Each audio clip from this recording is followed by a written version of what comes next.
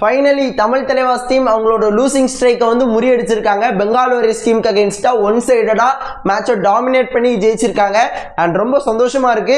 நான் ப்ரிவியூ வீடியோலேயே ஒரு சில விஷயங்கள் சொல்லியிருந்தேன். என்ன அப்படின்னா, மாற்றங்கள் நடந்தாதான் வெற்றி கிடைக்கும் அப்படிங்கிற மாதிரி சொல்லியிருந்தேன். ஸோ அதுக்கேற்ற மாதிரியே தமிழ் தலைவாஸ் டீம் நிறைய மாற்றங்கள் வந்து செஞ்சிருந்தாங்க.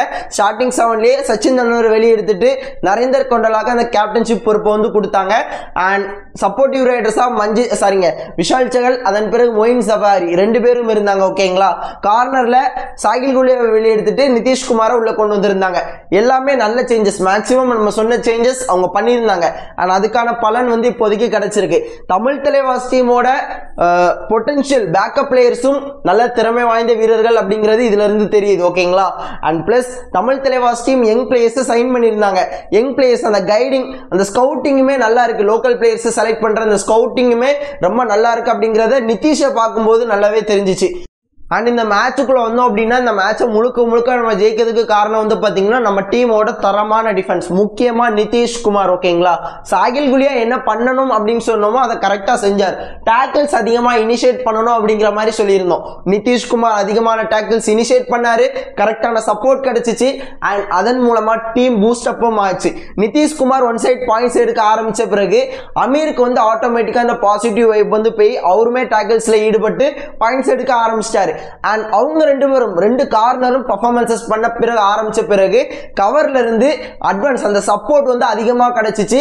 டேக்கிள்ஸ் இனிஷியேட் பண்றதா இருக்கட்டும், தவறுகள் பண்றது ரொம்பவே கம்மியாச்சு. அது வந்து உண்மையில ஒரு நல்ல ஒரு விஷயம். ஒரு பிளேயர் கிளிக் ஆனாங்க அப்படின்னா உங்க டீமோட எல்லா பிளேயர்ஸ்க்கும் அது கரெக்டா ஸ்ப்ரெட் ஆகி அந்த பாசிட்டிவான விஷயங்கள் ஸ்ப்ரெட் ஆகி அவங்களும் பர்ஃபார்மன்சஸ் கொடுப்பாங்க.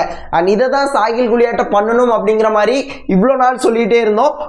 அவரால் பண்ண முடியல. அவருக்கு பதிலாக இன்னொரு பிளேயர் கொண்டு வந்தாங்க. நிதிஷ் வந்து தரமா பண்ணி விட்டுட்டாரு. அண்ட் நம்மளோட டிஃபென்ஸை பொறுத்தளவு நிறைய கிரெடிட்ஸ் வந்து பார்த்தீங்கன்னா அந்த கவர் பொசிஷனில் நிற்கிற அபிஷேக்குக்கும் அனுஜ் கவடிக்கும் கொடுக்கணும். ஏன்னா நம்ம பெருசாக அவங்கள பற்றி பேச மாட்டேங்கிறோம். பட் கார்னருக்கு கரெக்டான சப்போர்ட் கொடுத்தனால தான் கார்னர் வந்து அங்கே அதிகமான பாயிண்ட்ஸ் எடுத்து நல்ல பர்ஃபார்மன்சஸ் கொடுத்தாங்க அப்படிங்கிற மாதிரி நம்ம பேசிட்டு இருக்கோம். பட் கரெக்டான சப்போர்ட் இல்லை அப்படின்னா ஒன்றுமே நடந்திருக்காது. ஸோ கவர் பிளேயர்ஸ் ரெண்டு பேருக்குமே hats off. And Amir Hussain பஸ்தியா அந்த அவரோட கம்பேக் வந்து பார்த்தீங்கன்னா பயங்கரமாக இருக்கு. ஓகேங்களா, ஸோ கண்டிப்பாக இந்த சீசன் ஒரு நமக்கு வந்து ஒரு பேர் இருக்கு தமிழ் தலைவாஸ் டீமுக்கு. என்ன அப்படின்னா, ஃபாரின் பிளேயர்ஸை பெருசா யூஸ் பண்ண மாட்டாங்க, வச்சிருந்தாலும் ப்ராப்பரா யூஸ் பண்ண மாட்டாங்க அப்படிங்கிற மாதிரியான ஒரு பேர் இருக்கு. அண்ட் இந்த சீசன் அது உடையும் அப்படிங்கிற மாதிரி நம்பிக்கை இருக்கு. காரணம் மொயின் சஃபாரி அப்புறம் அமீரோட பெர்ஃபார்மன்சஸ் தான்.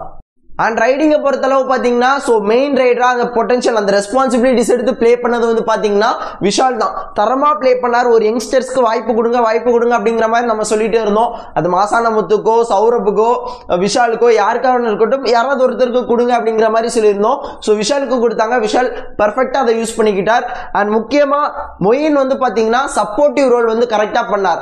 அண்ட் நம்ம டீமில் இப்போதைக்கு அந்த மல்டிபிள் பாயிண்ட்ஸ் அடிக்கடி எடுக்கக்கூடிய அந்த கெப்பாசிட்டி வந்து பார்த்தீங்கன்னா மொயின் கிட்ட தான் இருக்கு. ஸோ மொயின் அதிகபட்சமா 7 பிளேயர்ஸ் இருக்கும்போது யூஸ் பண்ணலாம் அப்படிங்கிறது எனக்கு ஒரு ஐடியா.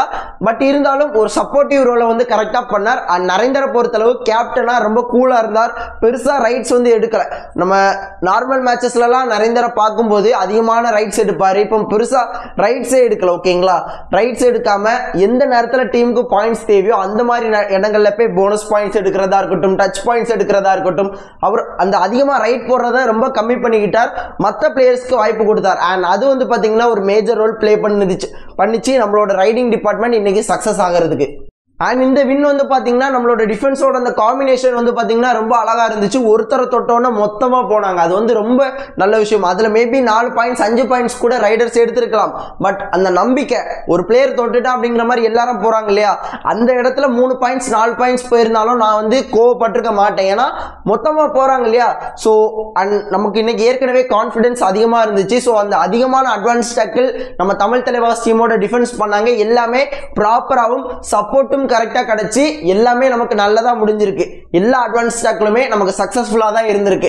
அண்ட் முக்கியமா வந்து பாத்தீங்கன்னா நம்மளோட டிஃபென்ஸுக்கு ஒரு பெரிய ஹேட்ஸ் ஆஃப் சொல்லணும். நான் வந்து டிஃபெண்டர்ஸை மட்டும் சொல்ல மாட்டேன், ரைடர்ஸையும் சேர்த்து தான் சொல்வேன். ஏன்னா நரேந்தர் வந்து இன் பொசிஷன்ல இருந்து டேக்கிள் பண்றார். ஒரு கார்னர் பொசிஷன்ல நிதிஷோ அமீரோ இல்லை அப்படின்னா மொயின் சஃபாரி அந்த கார்னர் பொசிஷன்ல இருந்து அந்த பர்ஃபார்மன்ஸை டேக்கிள் இனிஷியேட் பண்ணி சக்சஸும் கிடைக்குது. அண்ட் நம்மளோட விஷால் வந்து பாத்தீங்கன்னா சென்டர் பொசிஷன்ல இருந்து டேக்கிள்ஸ் அட்டென்ட் பண்றாரு. ஸோ ஓவராலா நம்மளோட டிஃபென்ஸ் பர்ஃபார்மன்ஸ் வந்து பார்த்தீங்கன்னா தரமாக இருக்குது. நான் வந்து நாளைக்கு ஹரியானா டீம் கூட மோத போகிறாங்க. ஸோ நம்ம பழைய ஸ்டார்டிங் 7 வச்சுருந்தோம் அப்படின்னா நான் ஜெயிச்சிருப்போமா அப்படின்னு கேட்டால் ஜெயிச்சிருக்க மாட்டோம் அப்படிங்கிற மாதிரி நம்பிக்கை வந்து ரொம்ப கம்மியாக இருந்திருக்கும். ஆனால் இந்த டீமை வச்சுட்டு போனீங்க அப்படின்னா ஜெயிக்கிறதுக்கு 90% வாய்ப்பு இருக்குது. ஏன் அப்படின்னு கேட்டிங்கன்னா இந்த விஷாலோட டெக்னிக் எதுவுமே அந்த பிளேயர்ஸ்க்கு வந்து தெரியாது. நம்ம நிதிஷ் எந்த மாதிரி ப்ளே பண்ணுவார்னு அவங்களுக்கு தெரியாது. ஸோ இந்த மாதிரி நிறைய விஷயங்கள் இருக்குது.